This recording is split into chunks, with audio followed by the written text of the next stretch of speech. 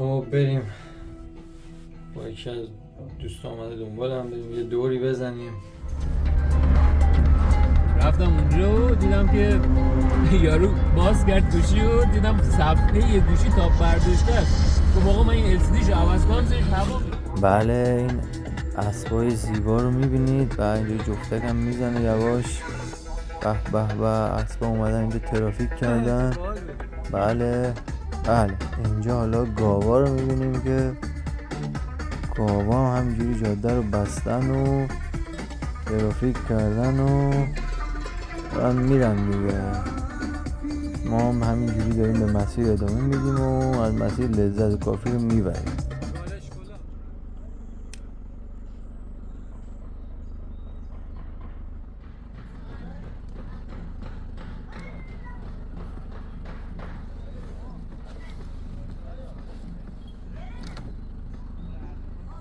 به به به به.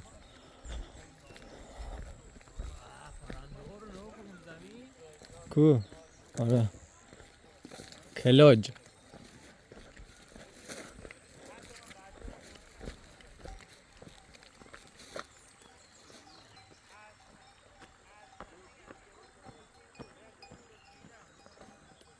اون براریم جوریه اونجا نگاه اون لط اون کله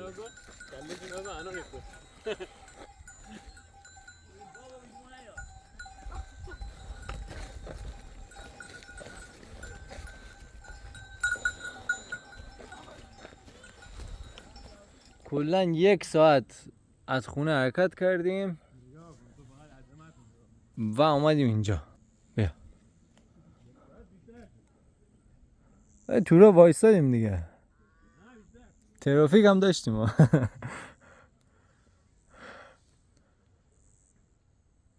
او ویو داره. اونجا چه خبره؟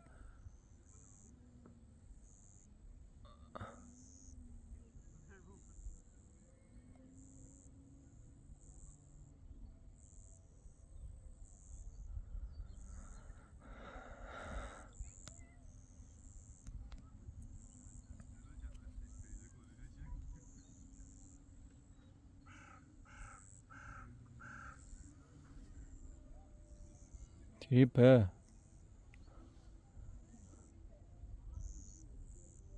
بالا هن. بریم واسه یه کنکاش و زوم. گله اسبا رو میبینید که در اون سرزمین های مادری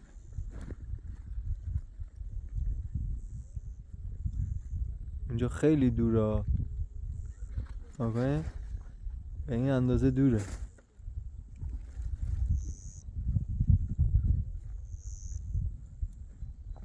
گله اسبا هستن که دم غروب و دارن میرن به سرزمین خودشون و منزل.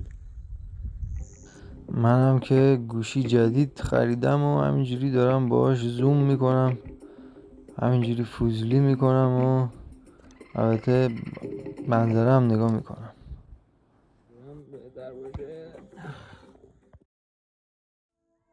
خب یه آتیش کوچیکی گفتیم اینجا ما روشن کنیم و که بالاخره هم بتونیم روش یک بلالی چیزی بزنیم. اینجا هم رفیقمون رو میبینید که رفته کنار آب و داره خودشو قطره‌ای در بیکران میبینه.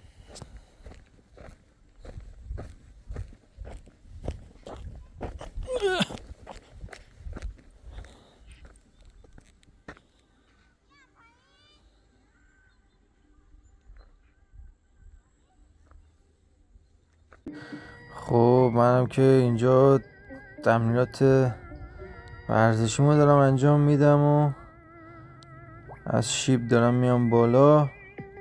به به عالی عالی ماشاءالله.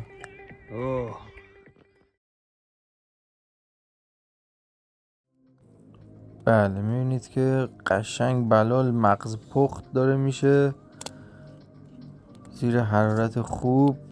میزان بهترین بلال، من کلا بلال دوست ندارم ولی بلالش انقدر بلال شد واقعا حلال شد.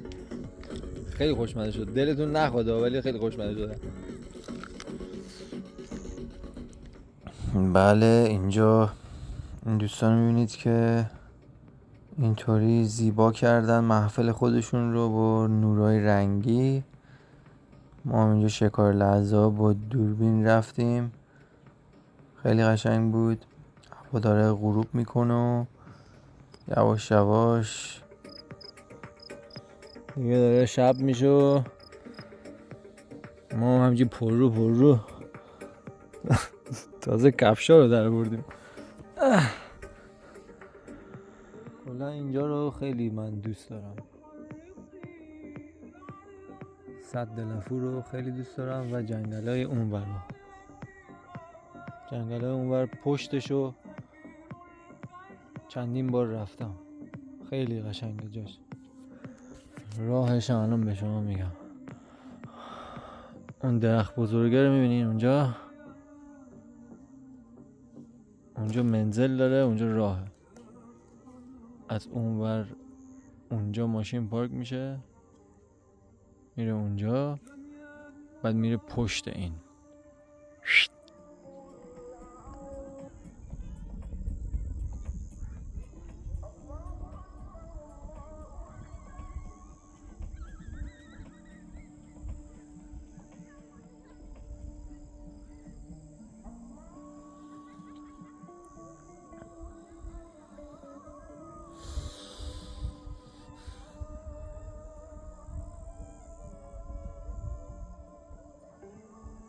راستش درون من نمیدونم چی جوریه که یه جورایی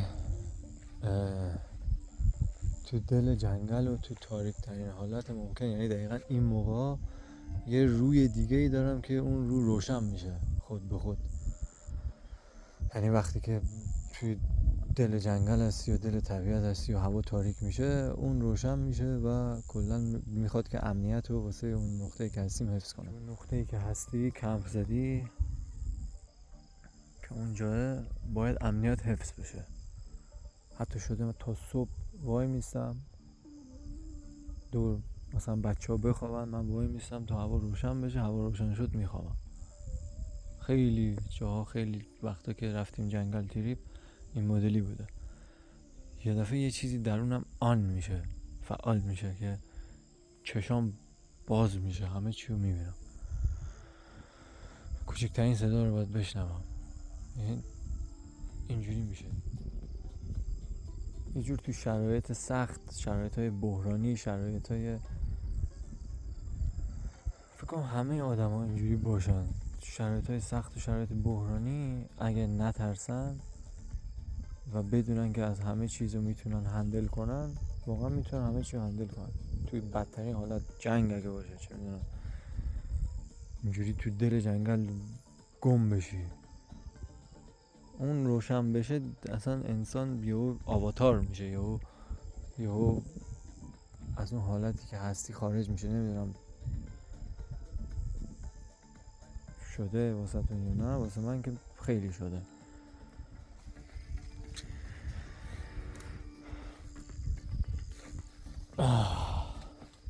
سلامتی، عشق، صفا، صلح، جاودانگی، جنگ چیه؟ ارزش، تمرین، زیبایی، نور،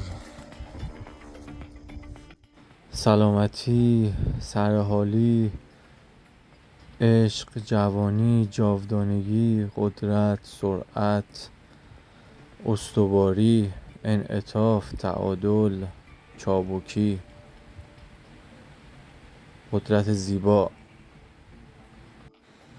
این درخت هم میبینین که همیشه همراه منه، درخت زندگی. میگه جهانم بی تو الف ندارد.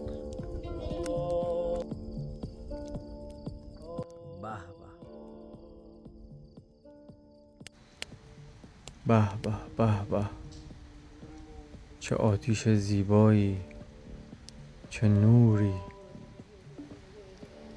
خب ما دیگه یواش یواش داریم برمیگردیم و بریم به سمت ماشین و حرکت کنیم. بریم حرکت کن.